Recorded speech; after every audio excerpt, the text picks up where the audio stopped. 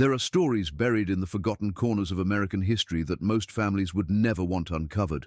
Stories so disturbing, so grotesque, that they are left out of textbooks, erased from family records, and whispered only in hushed tones across dusty desert towns. The Woolley family of Arizona in 1892 is one such shadowed legacy, a family that appeared on the surface as quiet settlers trying to survive the harsh frontier, yet behind closed doors hid practices that defied morality, nature, and even sanity itself. What happened in their isolated homestead became the subject of local terror, a secret that seeped into folklore and shaped generations of fear in the Southwest. This is not just history, it is horror carved into the soil of Arizona itself. In the barren expanse of Arizona during 1892, the Woolley family lived in a desolate stretch of land where the sun scorched the soil by day and the desert winds howled like mournful spirits at night, a place far removed from the safety and chatter of townsfolk, where human eyes rarely ventured and where secrets could thrive undisturbed. To travelers, the house seemed no different than the many scattered homesteads that dotted the frontier, a wooden structure with a crooked porch and the faint glow of lanterns flickering through its windows at dusk. But those who dared come too close often spoke of a stillness that felt unnatural, an air that seemed weighted with something unseen, as though the very ground resisted the presence of strangers. It was here, beyond the reach of prying eyes, that rumors began to grow, whispered between miners, ranchers, and drifters, rumors that told of disturbing nightly rituals within the Woolley home, rituals so vile that most dismissed them as drunken campfire tales. Yet the details carried a consistency that made denial difficult. The Woolleys had arrived quietly to Arizona, their origins hazy, their lineage barely traceable, and from the start they avoided mingling with others, conducting only the most necessary exchanges for supplies before retreating back into their self-imposed isolation. They were polite but distant, always curt, their expressions blank, as if weighed down by an inner knowledge they never shared. People noticed the family never attended church gatherings, never celebrated town festivals, and never welcomed visitors onto their land. Yet the strangest detail often repeated was the way their lights would burn deep into the night, shadows moving strangely behind thin curtains, sometimes accompanied by faint sounds that made listeners recoil. These were not the sounds of laughter, music, or prayer that might rise from a family's dwelling. They were guttural noises, low murmurs, strained cries, and rhythmic thumps that carried through the desert air with an uncanny cadence. To those who passed nearby, it seemed less like human activity and more like the strange, almost ritualistic movements of something beyond comprehension. One ranch hand, making his way home after dusk, swore he saw figures gathered in a circle through an open window, bodies moving in unnatural patterns, their gestures sharp and deliberate, their mouths open in silent chants he could not hear but could somehow feel in his bones. Another time, a group of children who strayed too close chasing a stray calf returned pale and shaken, insisting they had glimpsed the Woolleys crouched in the dirt of their yard, marking shapes into the ground with their bare hands as if inscribing symbols that vanished when the wind blew. Parents hushed the children quickly, forbidding them ever to wander near that direction again, but the seed of suspicion had already taken root. The Woolleys' isolation only fed the imagination of those around them, and as the tales grew, so too did the descriptions of what occurred when night fell over their homestead. There were whispers that their nightly gatherings were not for prayer or celebration, but for acts that twisted the very concept of family. Their separation from society, their refusal to welcome outsiders, was said to be deliberate, designed to shield the world from the truth of what happened once the desert's silence enveloped their land. Some said they could hear screams masked as laughter. Others claimed that livestock near the Woolleys' property would turn skittish, refusing to graze on the edges of their fields, as if instinctively aware of something foul beneath the soil. As word spread, the Woolley home became a landmark of dread. Travelers seeking shortcuts through the wilderness were warned by locals never to camp near the family's land, and those who ignored the warning often regretted it. One merchant traveling alone recounted waking to the sound of footsteps circling his camp, soft and deliberate, though when he peered into the darkness, no figure appeared. The next morning, he noticed his horse trembling uncontrollably, its eyes wide and white with fear, and strange impressions in the dirt that looked less like human prints and more like distorted shapes pressed deep into the soil. He never again traveled through that part of Arizona. The longer the Woolleys remained secluded, the bolder the stories became, until they were no longer simple gossip but accepted truths among the townsfolk. By 1892, it was common knowledge that something sinister unfolded each night behind the Woolley doors, though no one dared investigate directly. The local sheriff dismissed such tales as superstition born of boredom, yet even he could not explain the disappearances of two drifters last seen walking toward that direction. Men who were known for their fearlessness but who never returned. Search parties went out, but they never ventured close to the Woolley homestead, skirting its edges with unease, as if some invisible barrier warned them to keep away. The family themselves never acknowledged the rumors, going about their rare visits to town with the same blank stares and curt words, their silence more terrifying than any denial could have been. The desert has a way of preserving secrets, of swallowing screams, of hiding the most grotesque truths beneath layers of sand and silence. The Woolleys seem to understand this better than anyone, using the vast emptiness to cloak themselves, to mask their rituals from curious eyes, their homestead becoming less a place of residence and more a fortress of depravity where boundaries of morality collapsed beneath the weight of desire and ritual. Every whispered account, every shaken testimony pointed to the same chilling conclusion, that within the Woolley home, under the cover of night, a family indulged in practices that mocked the natural order, turning their isolation into a sanctuary for horrors unspeakable, guarded only by the fear of those who lived near enough to suspect but not brave enough to uncover. Their so-called family traditions were the kind of practices that existed only in the margins of whispered folklore, acts so grotesque they blurred the boundaries of blood and desire, decency and violation, humanity and something far darker. Among the Woolleys, the word tradition carried a weight that townsfolk would never dare attach to it. What was for others Sunday meals and church sermons became for the Woolleys twisted gatherings where the family's ties were not honored through prayer or kinship, but through rituals that profaned the very concept of family. In their isolated homestead, they created a closed world where outside rules held no authority, where morality dissolved under the suffocating force of shared corruption.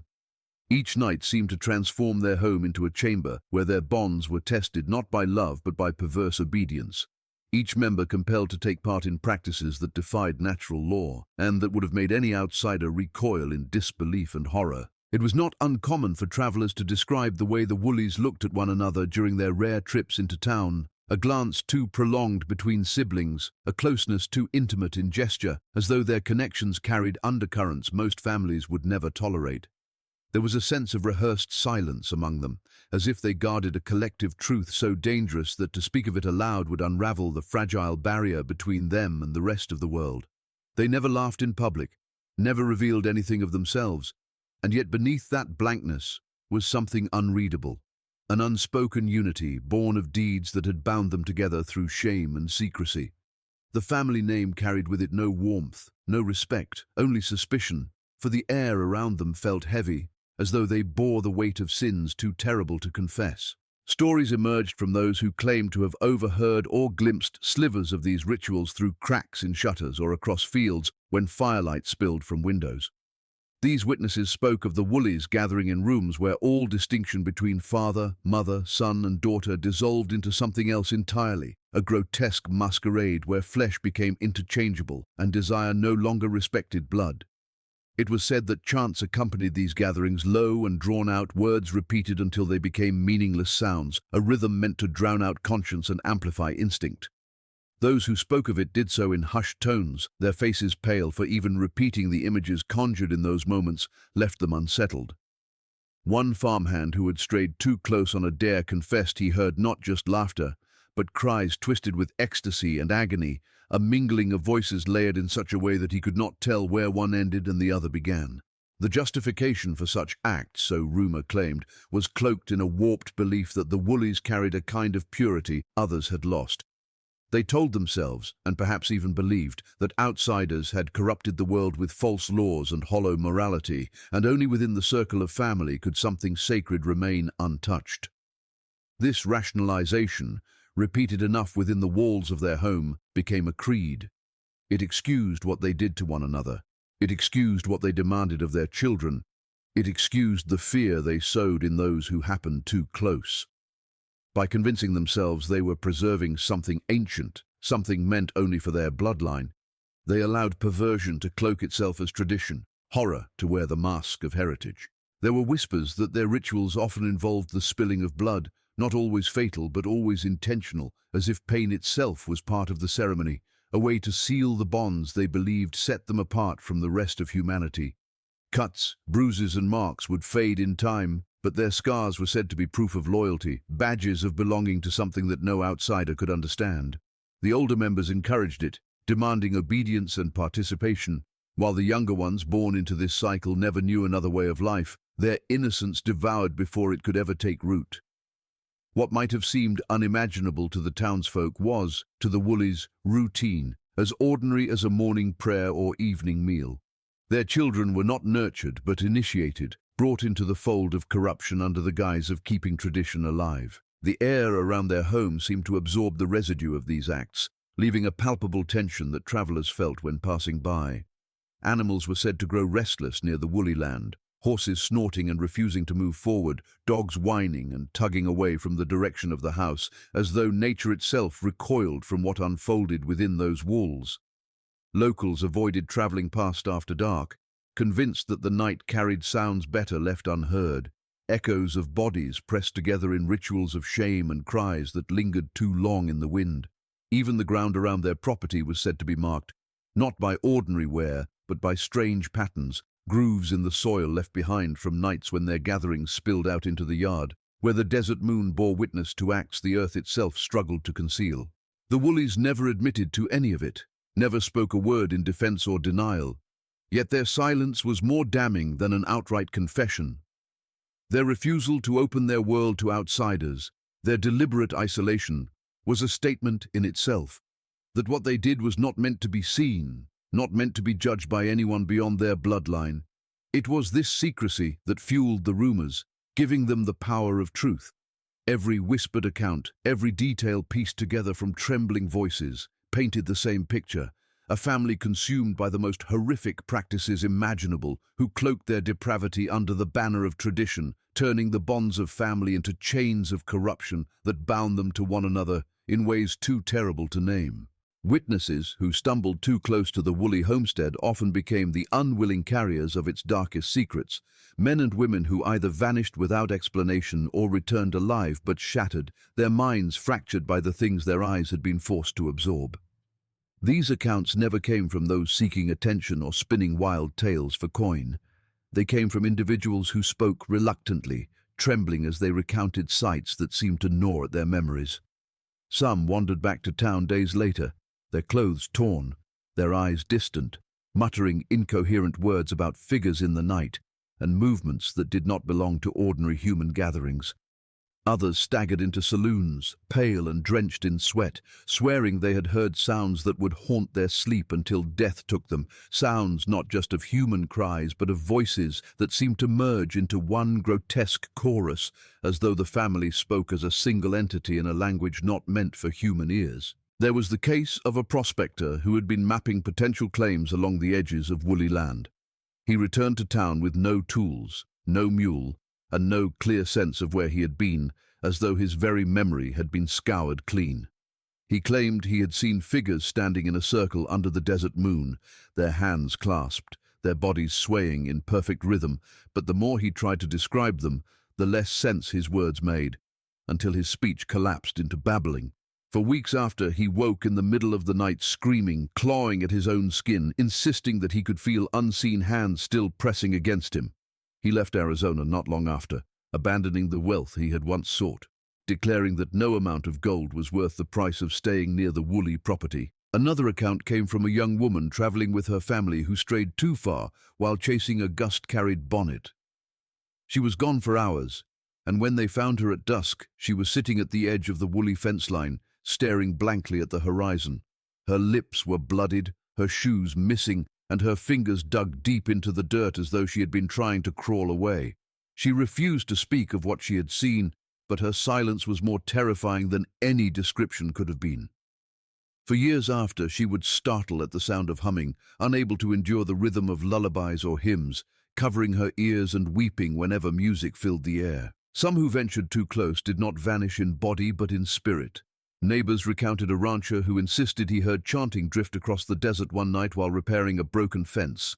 Against his better judgment, he followed the sound, convinced it was some traveling preacher's gathering or perhaps settlers camped for the night. When he drew near, he swore he saw the Woolley family kneeling in a circle, their heads thrown back, their mouths moving in perfect unison, though no sound reached him at that moment. Then, as if by some signal, their heads turned in his direction all at once, every face staring toward him, though the distance was far too great for them to have noticed him. He fled immediately, his horse nearly breaking its legs in the scramble to escape, and he never again set foot near that stretch of desert. His hair, once dark, went white within months, a change his friends attributed not to age, but to the terror that took root in his bones that night. The most chilling stories came from those who did not survive to tell them directly but left behind traces that others pieced together. Abandoned camps were found with supplies still intact, fires still smoldering, and yet their occupants gone, as if plucked from existence. In some places near the Woolley home, investigators reported finding symbols carved into trees and stones, crude but deliberate markings whose meanings no one could decipher. The arrangement of these symbols often pointed toward the Woolley property, as though whoever carved them had tried to leave behind a trail or warning before being silenced. It was enough to make even the most hardened lawman uneasy, for disappearances in the desert were common, but the peculiar consistency of these signs and the proximity to the Woolleys gave them an unmistakable pattern. Those who returned from the brink often carried more than fear. They carried a sense of contamination, as though merely witnessing what the Woolleys did was enough to infect them with a sickness of the soul. They avoided eye contact, avoided the laughter of children, and in time withdrew from society altogether.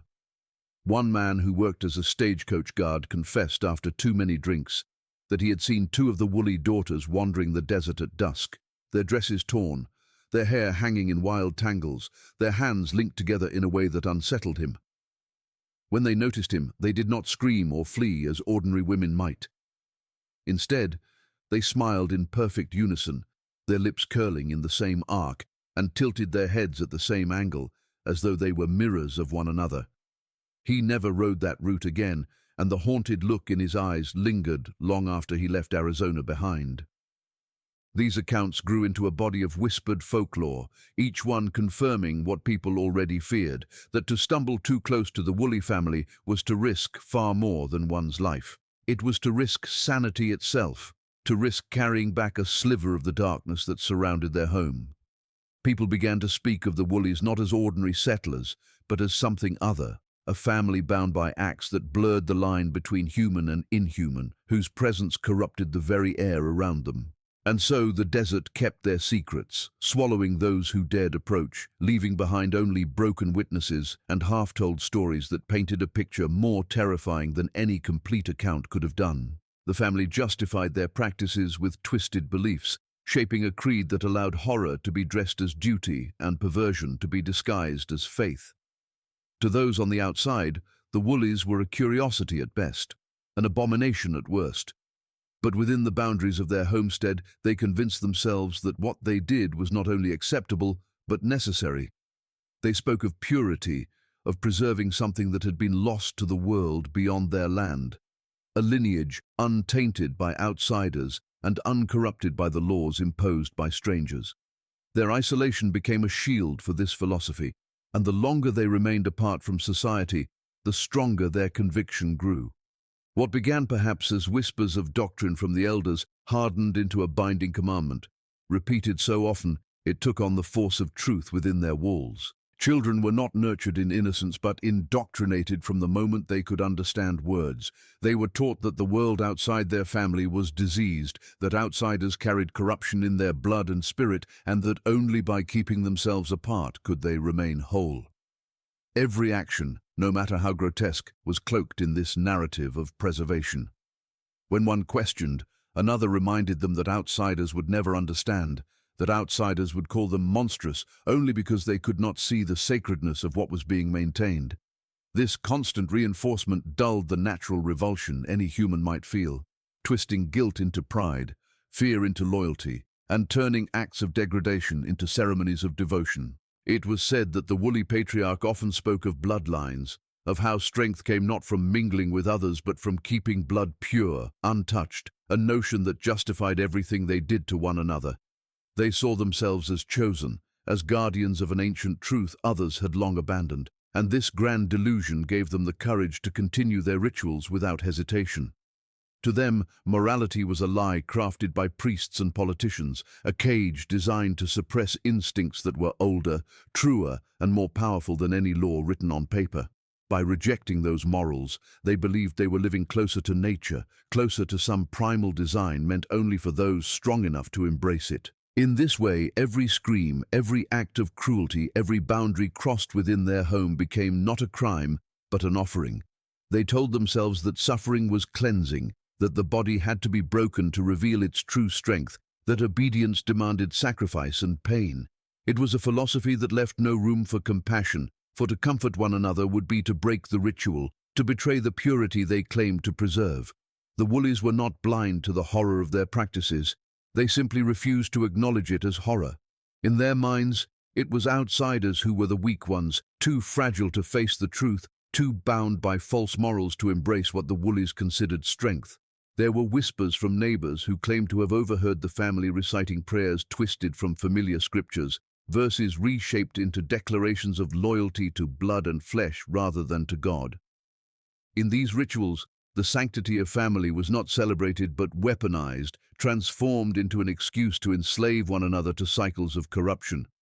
What outsiders would condemn as sin, the Woolleys labeled as sacred, convincing themselves that shame was nothing more than a tool of the corrupted world meant to control them. By rejecting shame, they believed they were ascending, becoming more than human, achieving a form of freedom inaccessible to anyone who lived under the gaze of law and church. This warped belief system made them impervious to guilt. When whispers spread through nearby towns, when stories of their rituals drifted into saloons and churches, the Woolleys felt no fear. They looked upon the outside world not with concern but with disdain, convinced that gossip was born of jealousy, that others hated what they could never understand. To them, secrecy was not cowardice but necessity, for purity could only survive in darkness. The more they were whispered about, the stronger their conviction became, as if every rumor confirmed that they were indeed separate, chosen, and set apart from the corruption of ordinary life. Those who returned broken from the edge of their homestead often spoke of this conviction in the family's eyes, a look that chilled the blood. They described stares unblinking and unwavering, filled with a certainty that could not be reasoned with, the kind of gaze one sees only in zealots who have surrendered entirely to belief. It was not just the acts that terrified witnesses, but the way the Woolleys carried them out without hesitation, without shame, and with an almost ceremonial precision. They did not revel in cruelty as sadists might, nor did they stumble as sinners might. They performed each act with the solemn weight of duty, as though they were fulfilling a commandment etched into their very souls. This was what made them so terrifying to the outside world, the knowledge that nothing could shake them, no law, no threat, no plea. They had built for themselves a world immune to intervention, guarded not only by distance and desert, but by conviction so deeply embedded that it became unshakable. In their eyes, they were not the ones defying morality. It was the rest of the world that had strayed, and they alone had the strength to remain uncorrupted. To challenge them would be to challenge a belief rooted not in logic, but in an identity passed from parent to child, reinforced in every act, every ritual, until their horrors were no longer seen as choices, but as the inevitable destiny of the Woolley name. By 1892, the Woolley name had become a shadow that stretched across Arizona, whispered in taverns, invoked in warnings to children, and carried like a curse in the mouths of those who had lived near enough to feel the weight of their presence. The family was no longer seen as ordinary settlers tucked away in the desert, but as an embodiment of corruption itself, a reminder that sometimes evil did not come in the form of outlaws or marauders, but could grow quietly in the heart of a homestead, disguised as kinship. To speak the name Woolley was to stir unease, to summon images of flickering lanterns behind curtains, of muffled cries riding the desert wind, of faces too pale and too silent staring at strangers in town. They had become a living legend, not celebrated but feared, their reputation surviving not because of public records or official accounts, but because of the persistence of rumor, testimony, and the trail of dread they left behind. The locals who lived within miles of their property adjusted their lives around that fear, carving invisible boundaries into the landscape. Few would hunt near the woolly land, no matter how plentiful the game might have been. Families warned travelers to take longer routes rather than risk a shortcut past the homestead. Even the mail riders altered their paths when they could, preferring the extra miles to the sensation of eyes watching from behind warped windows. This avoidance gave the Woolleys exactly what they needed, space and secrecy, but it also made their reputation grow larger than life. Every unexplained disappearance, every strange cry in the night, every livestock mutilated or gone missing was laid at their feet, whether true or not. Their name became the explanation for everything that could not be understood, and that alone was enough to cement them as a force of horror in the minds of the community. Children grew up hearing the name Woolley spoken like a warning, told never to wander toward their property, never to look too long if one of them appeared in town. These stories were passed down from parent to child like cautionary fables, designed to instill fear and obedience. Yet, unlike fairy tales meant to protect innocence, these tales were rooted in something real, something neighbors had heard with their own ears or seen with their own eyes.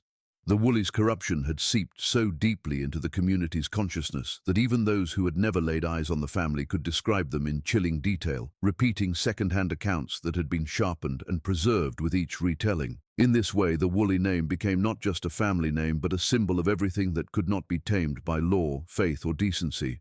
Miners passing through the territory carried the stories further, spreading them to neighboring states, until the legend of the Woolleys was no longer confined to Arizona. Drifters told of a family so depraved that the desert itself seemed poisoned by their existence, a family whose nightly practices defiled the sanctity of blood and body. The further the story traveled, the more it grew, but at its core was always the same truth. The Woolleys were to be avoided, for what they did behind their doors was not meant for human eyes. By then, their notoriety was untouchable, so firmly entrenched that even attempts to disprove the rumors were brushed aside. No amount of skepticism could erase the terror their name evoked, because the Woolleys had achieved something beyond reputation. They had become myth. Yet myths are not harmless.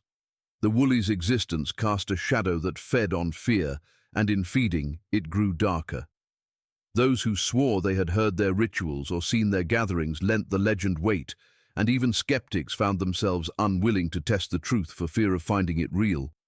The family themselves seemed to thrive on this aura of dread, for they made no effort to dispel it. Their silence, their refusal to acknowledge the outside world, only deepened the impression that they had no need for approval, no fear of condemnation. In their absence from the community, they became larger than life, their evil magnified by the imagination of those who only knew fragments of the truth. By the time the year 1892 had come, the Woolleys were less a family and more a stain on the land, their name synonymous with the grotesque. No lawman dared intervene, for none could prove anything, and those who might have investigated were cowed by the fear of what they would find if they stepped too close. The desert had become their shield, isolating them from judgment, and the silence of their neighbors acted as a second layer of protection, for no one dared to confront them openly. Thus they were left to their own devices, free to continue their practices while the world around them grew more horrified with each passing year. Their notoriety was not built on a single act of violence or a single discovery of horror, but on the accumulation of countless fragments, stories, and disappearances that, together, painted a picture of a family whose corruption had no boundaries. The Woolley name became a warning in itself, a whisper that could still silence a crowded saloon, a cautionary tale that reminded people of the horrors that could take root in isolation. While other families were remembered for the legacies they built, the Woolleys were remembered for what they destroyed. The sanctity of family, the safety of community, the very idea that the desert was simply a wilderness to be conquered. In their presence, the desert became something else entirely, not just a landscape of dust and stone, but a theater for horrors that could not be forgotten, where the Woolley family reigned as the embodiment of corruption, unchallenged and unrepentant.